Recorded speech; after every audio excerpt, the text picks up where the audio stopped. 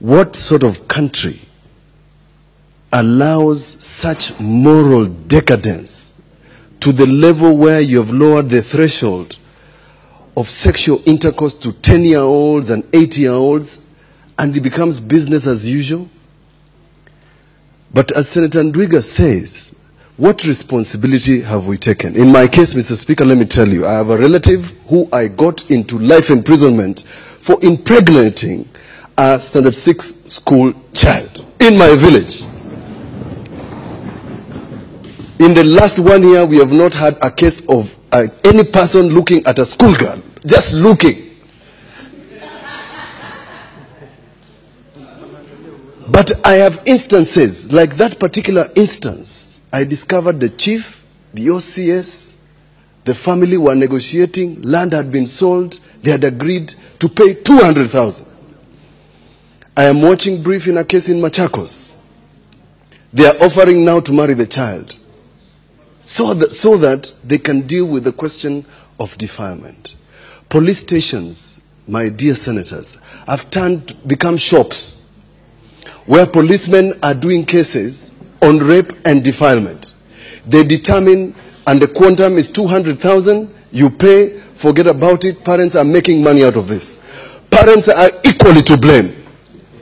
How does a child become pregnant, first trimester, second trimester, third trimester, when the stomach is this big, and then we start making noise? Teachers, I have refused in my law firm to represent anybody who commits incest, sleeps with a child. I don't represent them, and neither does any lawyer in my firm represent such characters. When we read the statistics, Mr. Speaker, these are statistics of pregnant teenagers. Just statistics. If Narok you have 40%, those are statistics of pregnant teenagers, not the ones who are having sex. It means there are more. It's not a laughing matter. It's a serious issue. Children of 10 years have become fair game. Shame on the men of this country.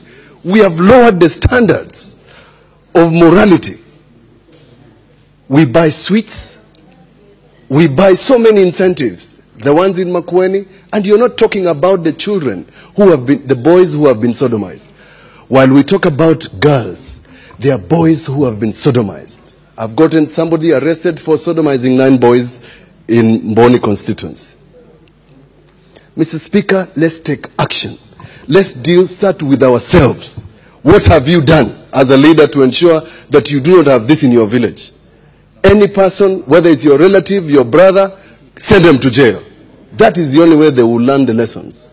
It's not enough, Mr. Speaker, to stand here and pontificate and make so much noise, because these things are happening in your villages. If it's 40% in Narok, 33 in Homa Bay, chances are out of the 40%, one of those people is your relative, is your cousin, long distance, something. Let's take action and come here with tangible results.